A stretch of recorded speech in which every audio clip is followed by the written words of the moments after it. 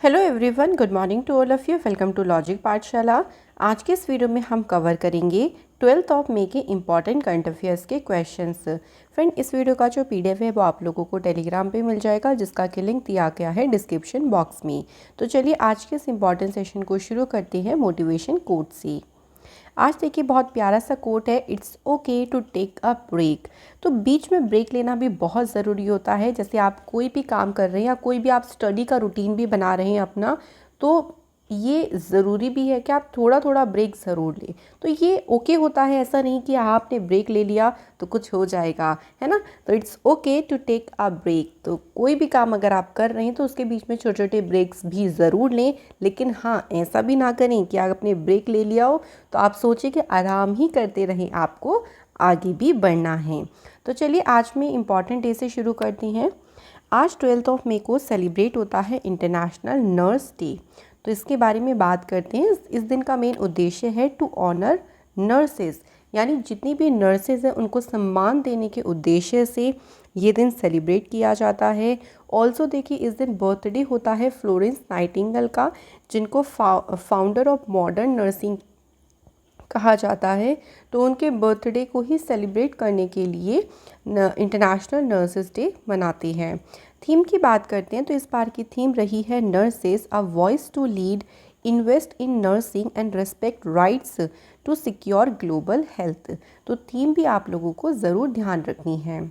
शुरू करते हैं आज के फर्स्ट क्वेश्चन से। क्वेश्चन नंबर फर्स्ट है हमारा, Yoon Suk Yeol was sworn in as a president of which country. हाल ही में देखिए इन्होंने किस देश के राष्ट्रपति के रूप में शपथ ली। इनका नाम भी आपको ध्यान रखना है, यूंग सिक योल। राइट आंसर यहाँ पे हो जाएगा साउथ कोरिया। हाल ही में देखिए साउथ कोरिया के प्रेसिडेंट पद पे इन्होंने शपथ ली है। मार्च 2022 में जब इलेक्शन हुए थे तो उस टाइम पे ये इलेक्शन जीते थे और फाइनली इन्होंने जो है अपने अपने पद की शपथ ले ली है। तो आपको सिंपली बस इस क्वेश्चन से इतना ध्यान रखना है।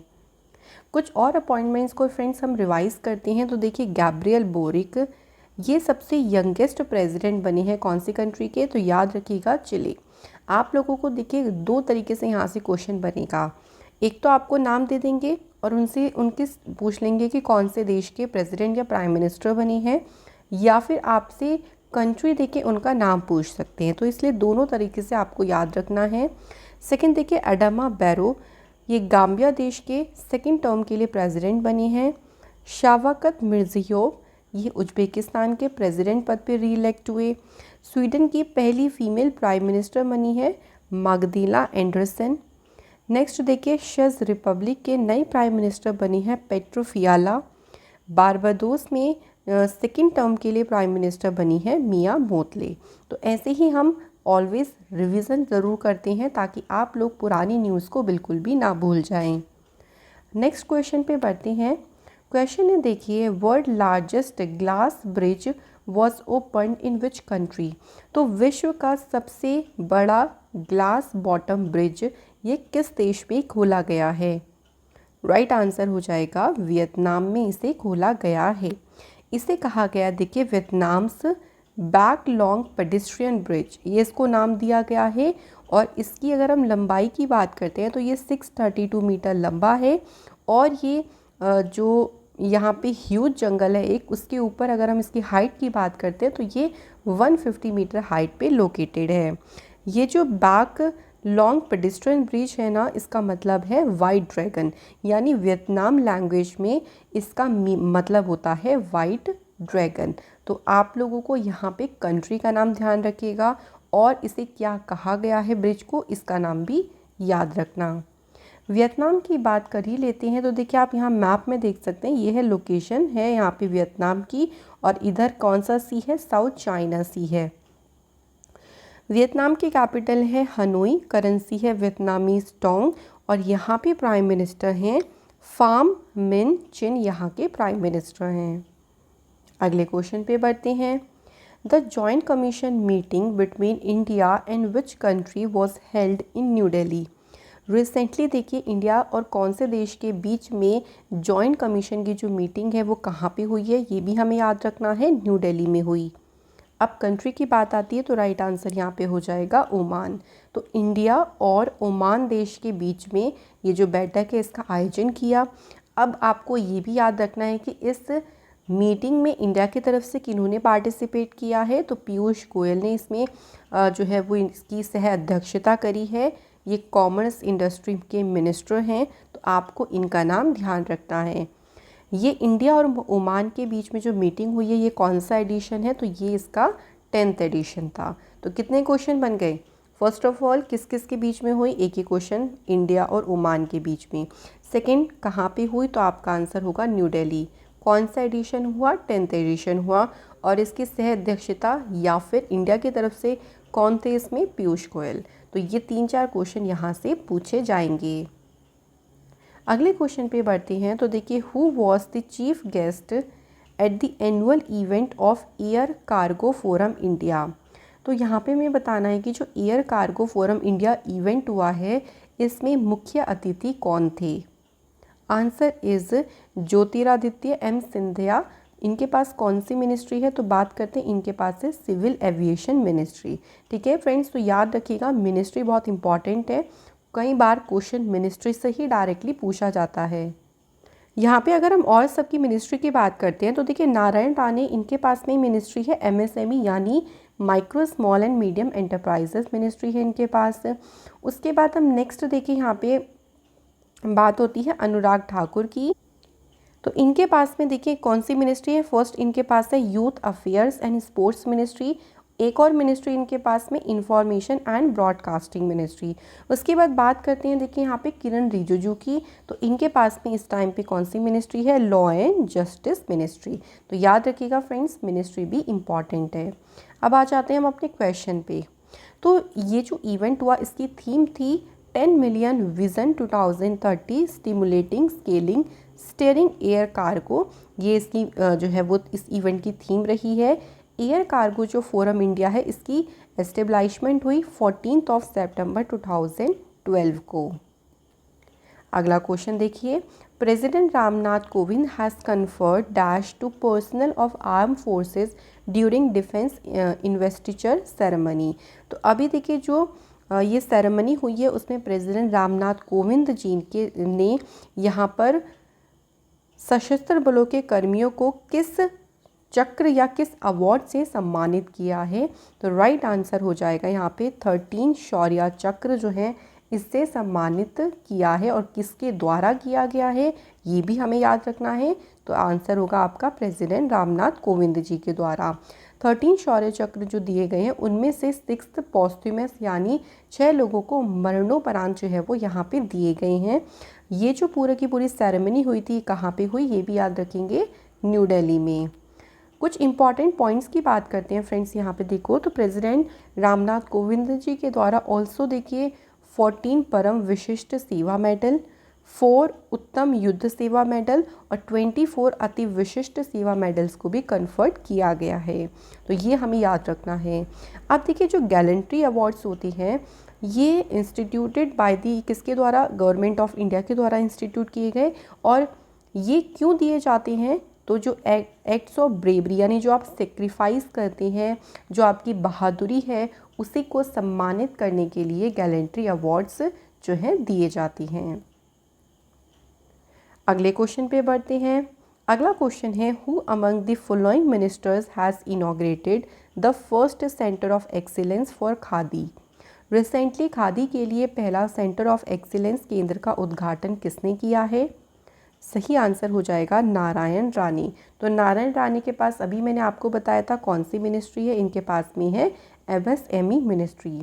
अब यहाँ पे आपको कुछ और नाम भी दिख रहे होंगे जैसे निर्मला सीतारमण जी। इनके पास मैं आशा करती हूँ सभी को ज़रूर पता होगा, इनके पास है फाइनेंस मिनिस्ट्री और एक और मिनिस्ट्री है इनके पास कॉरपोरेट अफेयर मिनिस्ट्री। ठीक है, ये ध्यान रखिएगा। सर्बानंद सोनोवाल जी की बात करते हैं तो इनके पास में है port shipping and water based ministry और साथ ही में इनके पास में आयुष मिनिस्ट्री भी है। अनुराग ठाकुर के बारे में बात कर चुकी हैं। तो अब इस क्वेश्चन से रिलेटेड कुछ इन्फॉर्मेशन देखते हैं। देखिए ये देखिए दिल्ली में जो है एक हब के रूप में नेशनल इंस्टीट्यूट ऑफ फैशन में इसको स्थापित किया गया है। और इसमें बेंगलोर, गांधीनगर, कोलकाता, शिलिंग्स जो हैं ये प्रवक्ता रहे हैं। इसका मेन उद्देश्य ये है कि जितनी भी जनरेशन्स हैं ना, उन सभी के लिए जो डिज़ाइन है वो डिज़ाइन करना है, चाहे वो अपैरल यानी चाहे वो उनकी परिधान क्यों ना हो यानी क्लोथ्स से, या फिर होम फर्निशिंग की बात करें या एक्सेसरीज़ की बात करें, तो सभी टाइप्स की जो जनरेशन्स हैं ना, उन सभी के लिए जो है डिज़ाइन तैयार करना, ये इसका मेन पर्पस है। एडिशनल इन्फॉर्मेशन की बात करते हैं तो देखिए, एमएसएमई मिनिस्टर नारायण राणे ने इनॉग्रेट किया था ministry month long mega event enterprise India. इसके अलावा इन्होंने 17th meeting of national board of MSME को भी अध्यक्ष इसको चेयर किया। जल शक्ति मिनिस्टर गजेंद्र सिंह शेखावत ने लॉन्च किया digital dashboard for district Ganga committee performance monitoring system. अगला क्वेश्चन है हमारा, विच union minister is representing India at the inter solar Europe 2022 exhibition for the solar industry. तो सोलर इंडस्ट्री के लिए इंटर सोलर यूरोप 2022 एग्जीबिशन में कौन से यूनियन मिनिस्टर हैं जिन्होंने इंडिया को रिप्रेजेंट किया है? तो यहाँ पे मिनिस्टर का नाम है भगवंत खुबा। अब भगवंत खुबा के पास में कौन सी मिनिस्ट्री है?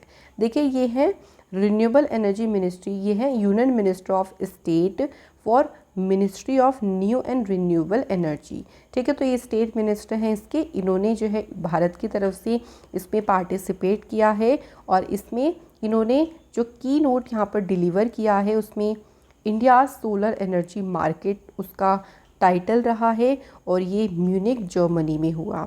ये जो इवेंट है इसको इंडो जर्मन एनर्जी फोरम के द्वारा ऑर्गेनाइज किया गया। अगला क्वेश्चन है, the Atal innovation mission and NITI Aayog have launched dash playbook. उस प्लेबुक का हमें नाम बताना है फॉर साइंस बेस्ड एंटरप्रेन्योर्स। तो जितने भी साइंस बेस्ड एंटरप्रेन्योर्स हैं उनके लिए एक प्लेबुक लॉन्च की है अटल इनोवेशन मिशन और नीति आयोग ने। उसका नाम है एम प्राइम। ठीक है, तो उस प्लेबुक का जो नाम दिया गया है एम प्राइम, उसको नाम दिया गया है।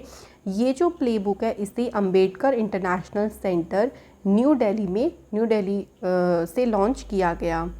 एम प्रोग्राम यानी programme for research in innovation, market readiness and entrepreneurship. तो ये जो प्रोग्राम है इसका उद्देश्य है प्रमोट करना early stage science based deep technology ideas को। तो इसी उद्देश्य के साथ में इस जो ये सेंटर है ना, जो ये प्रोग्राम में से लॉन्च किया गया। अगला क्वेश्चन है हमारा, देखिए, who has launched the one of its kind literary initiative Kalam website of the Prabha Khaitan foundation. तो प्रभा खैतान फाउंडेशन की अपनी तरीके की एक लिटरेरी इनिशिएटिव है कलाम वेबसाइट। इसे किसने लॉन्च किया है? राइट आंसर हो जाएगा ओम बिरला। अच्छा, ओम बिरला जी कौन, आपको समझ ही गए होंगे, लोकसभा स्पीकर हैं ये, और इनके द्वारा इसे लॉन्च किया गया है। अब इसका उद्देश्य क्या है? तो इसका उद्देश्य है हिंदी लिटरेचर को पॉपुलराइज करना, लोकप्रिय बनाना, और जितने भी देखिए जो अनुभवी हैं, जो यंग ऑथर्स हैं ना, उनको एक प्लेटफॉर्म प्रोवाइड करना, ताकि मतलब वो यहाँ पर अपना जो राइटिंग वर्क है उसके रिगार्डिंग टॉक या बात कर सके। तो एक उनको इस तरीके का प्लेटफॉर्म प्रोवाइड करना, ये इसका मेन उद्देश्य है। कुछ और न्यूज़ की बात करें, देखिए, गिरिराज सिंह के द्वारा जो मनरेगा स्कीम है उसके लिए ओम्स पर्सन एप्लीकेशन को लॉन्च किया गया। प्राइम मिनिस्टर मोदी जी ने किसान ड्रोन यात्रा को इनॉग्रेट किया, साथ ही में इन्होंने 100 किसान ड्रोन्स को फ्लैग ऑफ भी किया। इसके बाद देखिए, प्रेसिडेंट रामनाथ कोविंद जी ने न्यू दरबार हॉल को इनॉग्रेट किया। नाबार्ड ने जीवा प्रोग्राम को लॉन्च किया है to promote natural farming. Railway protection force के द्वारा आहट ऑपरेशन को शुरू किया गया ताकि ह्यूमन ट्रैफिकिंग को रोका जा सके। अगले क्वेश्चन पे बढ़ते हैं, कौन से स्टेट की गवर्नमेंट है जिन्होंने सेकेंड फेज़ को लॉन्च किया है लाडली लक्ष्मी स्कीम, और इसे नाम दिया है लाडली लक्ष्मी स्कीम 2.0। तो इसे लॉन्च किया है मध्य प्रदेश की सरकार ने। अब इस स्कीम के तहत देखिए क्या होता है कि जो गर्ल चिल्ड्रन है उनको हायर एजुकेशन अचीव करने, साथ ही में उनको सेल्फ डिपेंडेंट बनाने के लिए यहाँ पर एनकरेज किया जाता है और उसी के लिए इस इनिशिएटिव को शुरू किया गया था। ये जो योजना है लाडली स्कीम, इसे मध्य प्रदेश की गवर्नमेंट के द्वारा 2007 में शुरू किया गया था, ताकि गर्ल्स का जो एजुकेशनल स्टेटस है, जो इकोनॉमिक स्टेटस है, उसको अच्छा या उसको एनहेंस किया जा सके। बात आती है फ्रेंड्स यहाँ पे मध्य प्रदेश की। तो मध्य प्रदेश आप देख सकते हैं ये बिल्कुल बीच में लोकेटेड है। कैपिटल है इसकी भोपाल, सीएम है शिवराज सिंह चौहान और गवर्नर है मंगू भाई छगन भाई पटेल। नेशनल पार्क देखिए बांधवगढ़ है, Kanha Madhav national park, Van Vihar national park, Sanjay national park, Satpura, ये सभी लोकेटेड हैं मध्य प्रदेश में। कुछ और न्यूज़ हम मध्य प्रदेश से देखते हैं। तो देखिए मध्य प्रदेश के ग्वालियर में पहला ड्रोन मेले को ऑर्गेनाइज़ किया गया। मध्य प्रदेश में पहली साइबर तहसील क्रिएट हुई।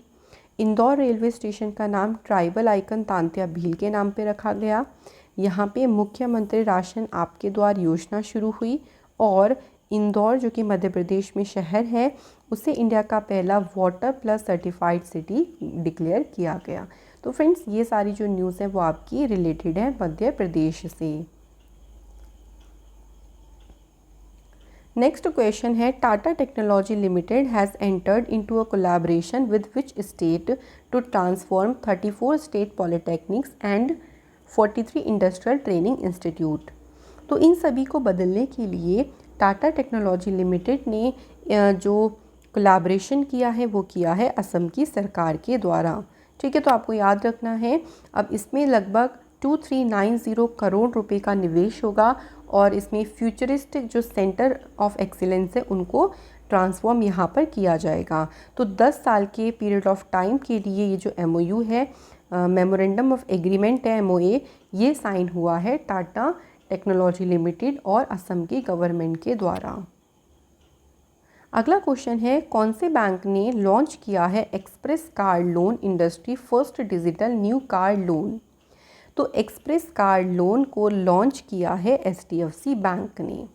अब देखो इसके तहत क्या होगा, जो कि HDFC बैंक जो कि एक प्राइवेट सेक्टर लेंडर है, उसने इंट्रोड्यूस किया है 30 मिनट एक्सप्रेस कार लोन्स को to end to end digital new car loan solution for both existing and non customers. यानी जो HDFC के कस्टमर हैं या जो HDFC के कस्टमर नहीं हैं, उन दोनों की यहाँ पर लोन की जो प्रॉब्लम्स होती हैं या ऋण समाधान है, इसी के लिए ही ये एंड टू एंड डिजिटल ये जो एक्सप्रेस कार लोन है इसे HDFC ने शुरू किया है। HDFC इसकी शुरुआत 1994 में हुई, हेडक्वार्टर है इसका मुंबई में, CEO हैं इसके शशिधर जगदीशन और इसकी जो टैगलाइन है वो है वी अंडरस्टैंड योर वर्ड, ये इसकी जो है वो टैगलाइन है। अदर बैंकिंग न्यूज़ में देखिए अभी रिसेंटली इंडियन बैंक ने लॉन्च किया था digital broking solution e-broking. Union bank बना पहला public sector bank to go live on account aggregator framework. ICICI bank ने इंडिया का open for all digital ecosystem शुरू किया। बैंक ऑफ बड़ौदा ने लॉन्च किया एक नया feature BOB world gold for senior citizens के लिए। अगला क्वेश्चन देखिए Who has been appointed as the Chief Financial Officer Renew Power Limited। तो Renew Power Limited के मुख्य वित्तीय अधिकारी के रूप में किसे नियुक्त किया गया है? इनका नाम है कीदर उपाध्याय, इन्हें अपॉइंट किया गया है। ऑल्सो देखो यहाँ पे विकास जैन को as a global general counsel पे अपॉइंट किया और विक्रम कपूर को as a chief growth officer पद पे अपॉइंट किया है। तो साथ ही में आप ये भी ज़रूर ध्यान रखिएगा। बात करें रिन्यू पावर की, तो it is India's largest renewable energy company और इसकी शुरुआत हुई जनवरी 2011 में। हेडक्वार्टर है इसका गुरुग्राम में। फाउंडर है इसके सुमंत सिन्हा। रिसेंटली अपॉइंटमेंट्स में देखिए पुष्प कुमार जोशी ये HPCL के चेयरमैन और मैनेजिंग डायरेक्टर बने। सुदर्शन वेनु ये मैनेजिंग डायरेक्टर बने हैं TVS मोटर कंपनी के। इंटरग्लोब एविएशन ने वेंकटरमणी सुमंत्रन को एज अ चेयरमैन अपॉइंट किया है और नंद मूलचंदानी ये पहले चीफ टेक्नोलॉजी ऑफिसर बनी हैं CIA के। अगला क्वेश्चन है who is the author of the book, और बुक का नाम है the struggle for police reforms in India, rural police to people's police. तो ये बुक किसने लिखी है? आंसर हो जाएगा देखिए यहाँ पे प्रकाश सिंह के द्वारा ये पुस्तक लिखी गई है। तो याद रखिएगा the struggle for police reforms in India, तो ये बुक लिखी है प्रकाश सिंह ने। एक क्वेश्चन यहाँ पे एक और बन सकता है कि इस बुक को रिलीज़ किसने किया है? Vice president M Venkaiah Naidu ने इस पुस्तक को रिलीज़ किया है। इस पुस्तक में देखिए कि इंडियन पुलिस में जो ट्रांसफॉर्मेशनल चेंज आया है उसके लिए प्रकाश सिंह के क्या एफर्ट्स रही हैं, ये इस बुक में बताया गया है। ठीक है, तो ध्यान रखिएगा जो प्रकाश सिंह है ना, ये फॉर्मर आईपीएस ऑफिसर हैं और इनके द्वारा ही इस बुक को लिखा गया है। कुछ और बुक्स की बात करते हैं फ्रेंड्स। तो देखिए फर्स्ट बुक का नाम है India versus the UK, the story of an unprecedented diplomatic win, ये बुक लिखी है सैयद अकबरुद्दीन ने। Cooking to save your life, ये बुक लिखी है फ्रेंड्स अभिजीत बनर्जी ने। सेक्रेटरी जनरल बान की मून, ये बुक किसके द्वारा लिखी गई है? तो ये बुक लिखी है बान की मून ने बुक लिखी है resolve uniting nations in a divided world. Next देखिए अयाज मेमन ने बुक लिखी है Indian innings, the journey of Indian cricket from 1947। Doctor A Surya Prakash के द्वारा लिखी गई है democracy, politics and governance. Friends आज के हमारे क्वेश्चन हो जाते हैं फिनिश। चलिए रिवीजन कर लेते हैं। फर्स्ट क्वेश्चन है who has won the Sunway Formentera open 2022 chess tournament, ये टूर्नामेंट जीता है डी गुकेश ने। इसके बाद देखिए पहला मियामी ग्रैंड प्रिक्स किसने जीता है? आंसर हो जाएगा मैक्स वर्स्टैपिन, और इन्होंने इसमें चार्ल्स लेक्लर्क को डिफीट किया। महाराष्ट्र के मिनिस्टर आदित्य ठाकरे ने इनॉग्रेट किया है इलेक्ट्रिक व्हीकल चार्जिंग स्टेशन जो कि बायोगैस के द्वारा चलेगा, और कहाँ पर इसको इनॉग्रेट किया है? तो राइट आंसर हो जाएगा मुंबई। कौन से स्टेट की गवर्नमेंट है जिन्होंने ब्रेकफास्ट स्कीम की अनाउंसमेंट करी है फॉर प्राइमरी स्कूल स्टूडेंट्स? तो ये अनाउंसमेंट तमिलनाडु की सरकार ने की है। Indian music composer and santoor player Pandit Shiv Kumar Sharma passed away, in which year he received Padma Bhushan award. तो फ्रेंड्स यहाँ पे पूछा गया कि इन्हें किस वर्ष में पद्म विभूषण से सम्मानित किया गया? तो इन्हें 2001 में पद्म विभूषण मिला था, और इनको पद्मश्री भी मिला हुआ है, ये भी आप ध्यान रखिएगा 1991 में। इसके बाद देखिए हमारा अगला क्वेश्चन है, अगले क्वेश्चन पे बढ़ते हैं।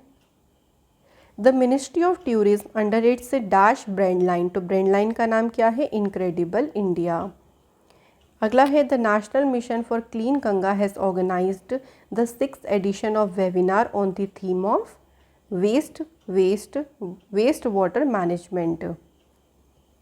रोड्रिगो चाप्स ये किस देश के राष्ट्रपति के रूप में इन्होंने शपथ ली है? तो राइट आंसर हो जाएगा कोस्टा रिका। नेक्स्ट देखिए रिसेंटली कौन सी कंट्री के प्राइम मिनिस्टर हैं जिन्होंने अपनी पोस्ट से रिज़ाइन कर दिया है? तो यहाँ पे क्या राइट आंसर हो जाएगा? श्रीलंका। तो श्रीलंका में जो यहाँ के प्राइम मिनिस्टर हैं उन्होंने जो है अपना रिज़ाइन मतलब अपने पोस्ट से उन्होंने रिज़ाइन कर दिया है। कल मैंने आप लोगों से क्वेश्चन पूछा था, एक ही क्वेश्चन पूछा था देखिए कि कौन है फर्स्ट इंडियन वुमेन जिन्होंने 5 पीक्स की चढ़ाई करी है जिनकी हाइट 8000 मीटर से ज़्यादा है? तो वो कौन है? प्रियंका मोहिते। और उन 5 पीक्स के नाम भी आपने बताए हैं। थैंक यू सो मच जिन्होंने भी आंसर करा है कंप्लीट। तो आप देख सकते हैं यहाँ पे Mount Makalu, Mount Lhotse, Mount Everest, Mount Annapurna और माउंट कंचनजंगा। तो ये 5 पीक्स हैं जिनकी हाइट 8000 से ज़्यादा है, और उनकी चढ़ाई करने वाली पहली इंडियन वुमेन बनी है प्रियंका मोहिते। आज के कमेंट है Pallavi Kumari and Mansuni Das. Thank you so much. चलिए आज के क्वेश्चंस देखते हैं। कौन सी कंट्री ने होस्ट किया है Indo Nordic summit 2022? Second question है कांस मार्च डू फिल्म में कौन सा देश आधिकारिक कंट्री ऑफ ऑनर होगा? तो उस देश का हमें नाम बताना है। तो फ्रेंड्स आज की वीडियो होती है हमारी यहाँ पे फिनिश। मैं आशा करती हूँ कि आज की वीडियो के भी सभी कॉन्सेप्ट आपको अच्छे से क्लियर हो गए होंगे। मैं आप लोगों को से मिलूँगी नेक्स्ट वीडियो में। Thank you so much for watching this video.